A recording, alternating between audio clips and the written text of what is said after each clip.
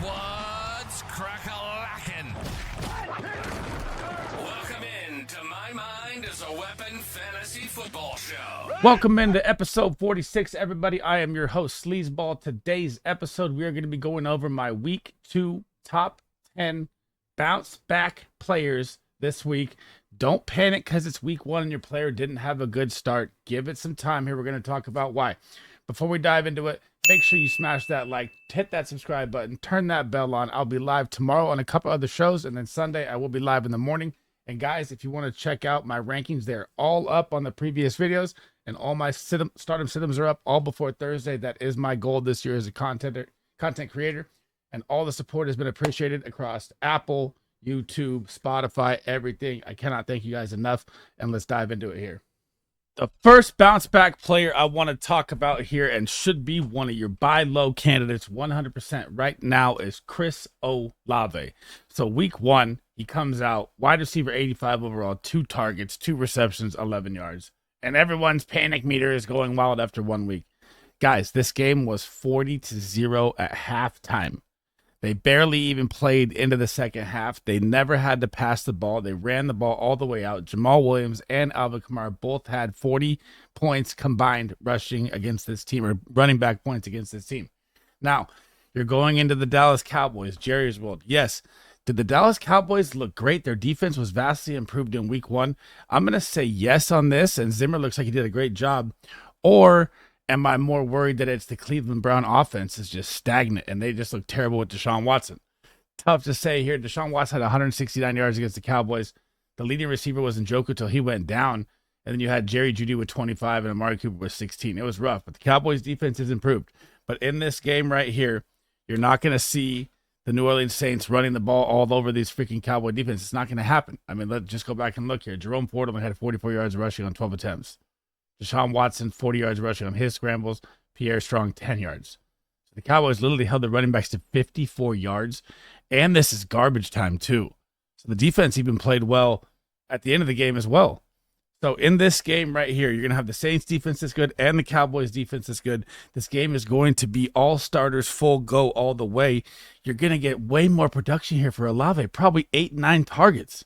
And you're also going to get Diggs, who this guy likes to jump every single route and go for a pick 6. So, I mean, this could be a massive, massive game here for Olave, and I'm expecting him to smash his projection this week. The second bounce back player that you used high draft capital on and absolutely shit a brick on in week 1 was Marvin Harrison Jr. So he plays the whole game with 90% snap share, finishes wide receiver 105, 3 targets, 1 reception, 4 yards. Probably cost you your week. It's not time to hit the panic button. He's a rookie. It's his first game out there. Kyler Murray did throw 31 attempts, so you got to like to see that. Only with 161 yards. And I thought there was like a little panic to it or something. You know, maybe the offense wasn't clicking. But then you got to realize they just played the Buffalo Bills. And if you watched, even before Tua got hurt, how the Buffalo Bills pass defense looked last night on Thursday Night Football, this is a defense to be reckoned with, man. So you got to give week 1 a little aberration here. I firmly believe in this Rams-Cardinals game, this is going to be a shootout. When I look back at the Rams and the Lions last week, the Rams gave up 400 yards total. So this is a game where yards can be had all over the place here. I know Marvin Harrison was standing wide open in the end zone and Kyler missed him.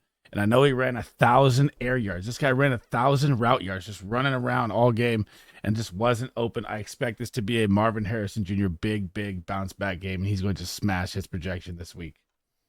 The third bounce back player for me this week is going to be Drake London. And man, I've even seen so many tweets shot at me if it's time to sell Drake London. Guys, this guy was out there 100% of the time. His week 1 matchup was against the Steelers. Porter Jr., amazing corner, probably the top defense in the NFL. They were straight nasty in this game. And guys, you get the Philadelphia Eagles now on Monday Night Football, who the Packers last weekend, who was the wide receiver over 1 on the week last week, guys? Oh, that would be Jaden Reed. Jaden Reed dropped 31 points, and it was almost halftime against this young Philly secondary. It can be done. Jalen Hurts only passed for 278. It was more of a Saquon day once they got the lead. A.J. Brown popped 100. Devonta Smith almost popped 100. I mean, they had 278 yards passing and 144 on the ground. That's over 400 yards against this Philly defense. This is going to be a bounce back Drake London game, but I am worried about what I saw from Kirk Cousins. Kirk Cousins did look really slow in the pocket. His footwork looked off. It could have just been his first game back, being 35 years old off a torn Achilles. I get all that, but I firmly expect Kirk to bounce back here. And if like these three guys I'm talking about don't bounce back in week 2, I am going to be a little worried coming in my week 3 video. The fourth player that is going to smash bounce back this week is going to be DJ Moore. Played 88% of the snaps. Rome Odunze did get a little hurt, but you know who the alpha here is in terms of snap share is for this wide receiver room. I know that Keenan Allen saw 11 targets to DJ Moore's 8. DJ Moore had 5 receptions, 36 yards, finishes wide receiver 41. But they get Sunday Night Football now against the Houston Texans.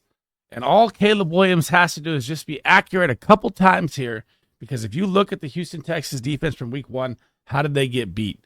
The deep ball. Anthony Richardson only completed 9 passes, guys, in the game between the Colts and the Texans, and he threw for 212 yards.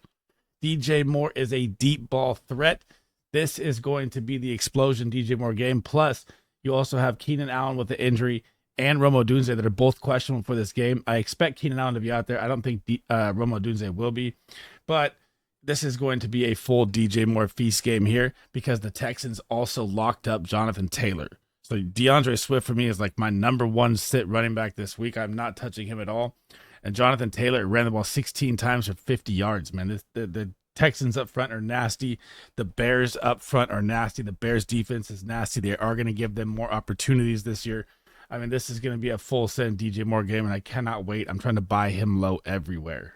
The fifth player that is bouncing back 100%, and it's crazy to say, is Amon-Ra St. Brown. 98% of the snaps are out there. Wide receiver 72, 6 targets, 3 receptions, 13 yards. Jameson Williams did see more targets, but I think this was more of a McVay coaching, one of the best week 1 games as a coach I've seen for the Rams, because the Rams defense was supposed to be absolutely terrible. Their offensive line lost 3 linemen. They lost another 4th lineman in the game, and they still hung in there with the Lions, who are a Super Bowl contender. But so I look at it that way with that game, and I think they firmly took away Amon-Ra, which is why you saw Jameson Williams open up so much. Now you get the Tampa Bay Buccaneers. And when I look at this matchup, they're still at home in this game, and I don't know how to break it down looking at the Bucs defense because they played the Commanders week 1. And Jaden Daniels just looked terrible passing the ball. He was a running phenom. And Caleb Williams looks terrible passing the ball. So both the rookies had a struggle start. And you got to think that one game in, when Amon-Ra, it looks, and people are even tweeting me, should I trade him? It's time to move on. Like, it's one game, man. This is a elite wide receiver 3 from last year, superstar talent. Amon-Ra will be back. He will be fine. Do not panic. Do not trade. Don't do anything crazy. This man is a superstar, and he is going to feast for his Tampa. I fully believe it. The 6th bounce back player, man, all these wide receivers, man. We will get to the running backs here soon. The 6th player I have bouncing back is Garrett Wilson, man. So Garrett Wilson, did have 12 fantasy points in this game, right? So the bounce back, this is kind of medium for him. This is why I'm calling a major bounce back game here. If you watch this 49ers-Jets game, so Garrett Wilson played 96% of the snaps. He was wide receiver 29, still saw 11 targets, 6 receptions, 60 yards. 11 targets, right? But what you have to think about here when you're looking at this game is the 49ers over doubled time of possession on him, ran over like 60% more plays than them. The Jets defense was on the field the whole time. The 49ers had possession the entire game. You barely even saw Breece Hall, Garrett Wilson, Aaron Rodgers get out there, because if they went 3 and out, they never saw the ball again for like another 10 minutes. So now you're going to get the Tennessee Titans, who just grunge-fested a game with the Bears. Also, the Bears defense is very good. Held Will Levis to 127 yards. This is the Jets' get-right game right here. Now, I know he is going to draw Snead as a corner, and Snead just did hold DJ Moore to 36 yards. But Caleb Williams missed so many throws in that game. This is Aaron Rodgers. Aaron Rodgers was dropping beautiful dimes down the sideline, even at age 40.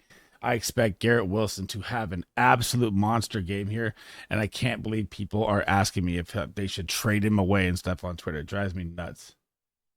We're finally into running backs here, and the 7th bounce back player, and it's crazy that he's even on this list. It's crazy the questions I get asked about Jonathan Taylor, like what is going on? Like, dude, week 1, again, You have to look at the snap share right here at the top. 96%. This guy never comes off the field. If you can go snag this guy for any package deal or any wide receiver you want to trade or running back, well, it's usually hard to go wide receiver for running back early in week 1 or, heading into week 2. But this guy, you go get him right now 100%. 96% snap share is absolutely insane. Finished the week RB 30. 16 attempts, 48 yards, 0 receptions, 0 catches, 1 touchdown. Got lucky to get the touchdown to save his day. But like I said earlier in the video, this Texans defense is absolutely nuts, guys. And now you get the Green Bay Packers, which know Jordan Love. Now think back to Friday Night Football and what Saquon Barkley did to the Packers with Jordan Love. Now think about what Jonathan Taylor is going to do to the freaking Packers with a better offensive line. Well, I'd say the Eagles and Colts are about 2 and 3 offensive lines. They're both top 3 lines. And no Jordan Love to even move the ball here. Malik Willis, this opportunity is going to be absolutely insane. Jonathan Taylor is my running back 1 overall on the week. And it's an absolute smash play, an absolute trade value you go get right now if you're a fantasy manager and redraft 100%. The 8th player I want to talk about here is Smoking Joe Burrow, headed to Arrowhead Stadium to take on Patrick Mahomes and the Chiefs. Now, I know you're going to look at week 1, where he plays QB 29, 164 passing yards, 0 TDs, 0 picks. But plus side, he did run the ball a little bit here, which means his health is back and he's feeling confident enough to run the ball. Now, why I'm going to be so high on Joe Burrow this week when everyone else is not is because this man has another level that is unlocked, like it's a video game superhero power-up whenever he plays the Kansas City Chiefs. The last 2 times he's played him, he's dropped 30 points both times. Granted, T. Higgins is out there. T. Higgins is not going to be out here this game. But week 1, when you look at the Patriots game, you could tell that Jamar Chase didn't have his groove back either, really. And I don't know what the hell happened with the turnovers, man. They just kept turning the ball over, turn it over at the 1, turn it over kick return, punt return muff. It was so ugly for the Bengals week 1. They are going to get it on track. They know they are a better team. And I might even pick them to upset this game against the Chiefs because there's just something about Joe Burrow and the way that he owns the Kansas City Chiefs. And you should be starting this man this week. Do not be like, oh my God, he played so bad week 1, I'm going to sit him. This is a smash Joe Burrow game right here. The Bengals are going to have to score to keep up. The Bengals defense cannot keep up with the Chiefs offense, and they're going to have to score points. And Joe Burrow's going to light this game up. I swear to God, he's going to go nuts. And then everyone's going to come back saying, oh, I wish I played Joe Burrow. The 9th player that's going to bounce back, we're going right back to wide receivers here, guys. It is DK Declan Metcalf. Played 88% of the snaps week 1 against the Denver Broncos. And you're going to look at his stats thinking, this is not DK, it's not a DK game. No, dude, this was a DK game. This was an amazing performance by Patrick Surtain, who just elevated himself to, in my opinion, to the second best lockdown man-to-man shadow corner in the NFL behind Sauce Gardner. So if you go back and look at anything in this game, so even DK's 3 catches that he made on his 4 targets, these are like big DK body up muscle catches because Surtain is all over him, which is why George Pickens is like one of my number 1 sits this week, because you're going to find out how good Patrick Surtain really is. If you can stop DK, you can stop anyone. DK is a specimen freak. He gets the New England Patriots on the road this week. He may draw a little Christian Gonzalez, and Christian Gonzalez just played very well against Chase. Chase had 6 for 60 or 63, but that's Chase's first game back. He wasn't really at camp with a little hold in, whatever's going on there. DK is going to be full throttle this game, and they are going to get their best player involved in this game. And it's like I'm even seeing trade requests of absolute madness for DK. Go buy this guy right now. If you can trade him anything of wide receiver 2 value to get a wide receiver 1 right now because he had a down game, you go do it. DK is going to smash in the new Ryan Grubb offense. He just had the worst matchup in week 1 possible out that there was. Surtain is that good, man. It's just insane to me. Last but not least, my favorite buy low, favorite bounce back player right now is Terry McLaurin. And guys, you can get him on the cheap, and it is absolute smash value. Last week, JD5's first game, Terry McLaurin plays 81% of the snaps, wide receiver 79, 4 targets, 2 receptions, 17 yards, absolutely nothing. And you would have thought that the Tampa Bay defense would have been a smash play. I did as well. I had him as a massive stardom. That did not hit. Now, the best, juiciest comeback game can't get any better than the New York Giants, guys. I mean, Sam Darnold was like a perfect QBR in the first half. He had 200 total yards in the game. They ran the clock out in the second half with defense in the run game, so you didn't really get to see more. Sam Darnold could have threw for 300 yards. The Giants' defense is absolutely terrible, guys. And now you're going to get Terry coming into New York Giants. Now they know that JD5 did not put up the passing game that they wanted, so it looks like they're going to put a little more gas on the pass game here. Yeah, you'll still see JD probably run for 80 to 100. He looks like a Lamar 2.0. But he had the mechanics in college. He threw for 50 or 40 touchdowns in college and 10 rushing touchdowns, had like 5,000 total yards in the SEC. I expect it to translate to the pros. But if I get like 3 or 4 dud games here from JD5, then I will be a little panicked. This is my like last ride right here with McLaurin. Like I'm like, this is your last ride. If we get 2 duds in a row, I'm really going to start to panic here. So I want to see Terry bounce back. I think he's going to bounce back big time in this game. This is the Giants. This should be an absolute smash play. And if you can go buy this guy right now, the value that you can get him for is so cheap. You should be trying to smash this trade in your fantasy football leagues right now.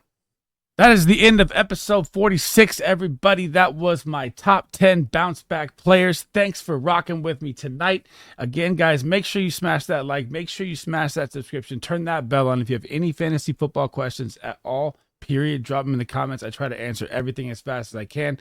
And if you guys want to check out any of my other videos for the week, like I said at the beginning, all my rankings, all my stardom sit-ems, they are done. I will be live within the next 2 days here. You guys can bring in live questions. I will answer them all. And I'll catch you guys in the next one, man. SleezBall out.